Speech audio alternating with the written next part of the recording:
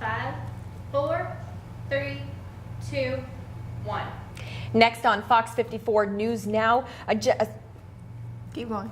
A standoff in Jefferson County stretches on from day to night. The latest from the scene. And South Carolina Governor Nikki Haley in New York today. Could she possibly be joining Donald Trump's team? The news starts now. Good evening, I'm Kelsey Walker. And I'm Dejanique Garrison. First on Fox tonight, some breaking news. After an afternoon standoff in Jefferson County, they've just called off a search tonight. Now, when deputies tried to serve a man a warrant, he took off in the woods with a gun. That's right, Fox 54's Jake Rakosi has been live on the scene all night, and he joins us now with the latest. Jake. So whenever you're ready, whoever's after that. Me. This is all his. Okay. Traffic alert right now. The northbound lanes of Mike Paget Highway are still shut down near Horseshoe Road, and that's because of a serious crash. Now, it happened about 2 hours ago. Officials have not released many details about what happened, but witnesses on the scene tell Fox 54 that they heard a loud crash and found this truck had smashed into an oak tree. An emergency crews took the driver away in an ambulance, and we will keep you guys posted as soon as we get any more details. That's me.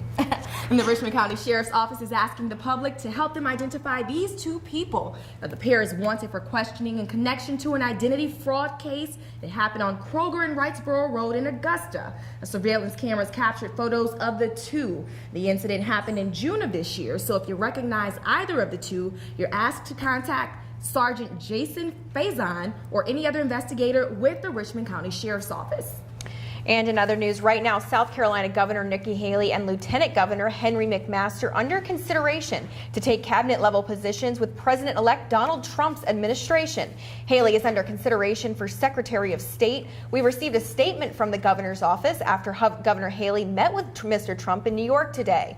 It reads, Governor Haley was pleased to meet with President-elect Trump. They had a good discussion, and she is very encouraged about the coming administration and the new direction it will bring to Washington.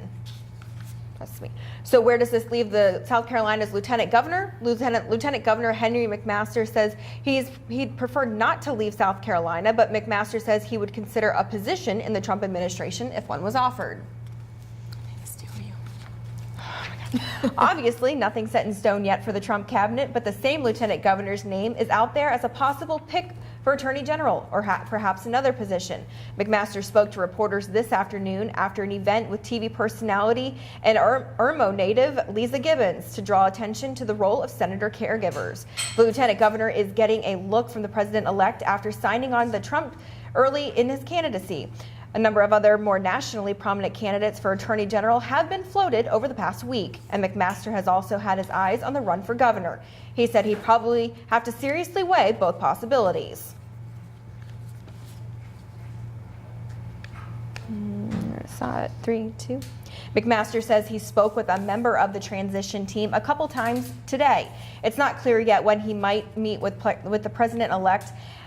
As he said earlier, Governor Haley had her meeting with him in New York today. Her spokesperson says Haley and Trump had a good discussion. And Trump will also be speaking with former rival Ted Cruz and former presidential candidate Mitt Romney about positions in his cabinet. Now, you guys may be wondering what will happen if Haley or McMaster leaves to become part of that Trump cabinet, or if both of them leave. Now, if Governor Haley leaves, McMaster will become the governor. President Pro Tem Hugh Leatherman will then become lieutenant governor. And if McMaster leaves, then Pro Tem Leatherman will also become lieutenant governor. Now, if both of them leave, the President Pro Tem Leatherman will become the governor of the state, and the state Senate will then have to elect a new lieutenant governor. In all cases, the Senate will have to elect a new President Pro Tem. So a lot of changes could be coming to South Carolina. Now, time for a first look at our weather. The weekend is almost here, thank goodness. Folks are getting ready to get those turkeys for Thanksgiving. Our first alert meteorologist, Jay Jeffries, will tell us how the weather's shaping up. So speaking of turkeys. Keep going now. Yep, whenever you're ready. All right, 3, 2. Augusta's new compliance director is ready to tackle the $500,000 disparity study that's been sitting on the shelf just collecting dust for years. It found that women and minorities didn't get a fair shake when it comes to city contracts. Fox 54's Dejanique Garrison is live on the scene and joins us now with more information.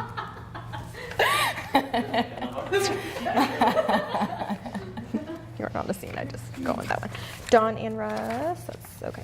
So you're up. I missed a highlight. I'm like, oh. All right. South Carolina Secretary of State Mark Hammond has unveiled the 2006 Scrooges and Angels list, a listing of all the best and worst charities to give as the holiday season begins. Topping the Angels list as one of the best charities to donate is the Aiken Performing Arts Group, right here in the CSRA. The reason they made the top is because 82.7% of the donations they receive go into charitable programs.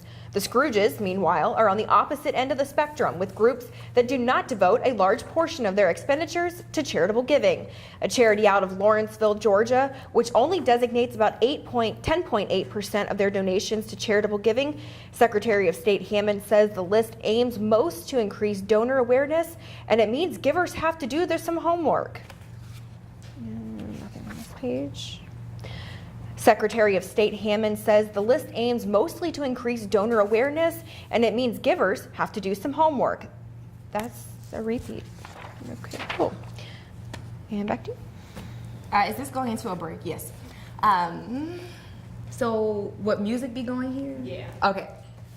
Going into break music, doctors take a new role to help raise money for Children's Hospital. But first, a runner runs into some unexpected obstacles when trying to finish a race in tonight's WFXG Video Journal, when Fox 54 News Now continues. Okay. Stop recording. Just Robert.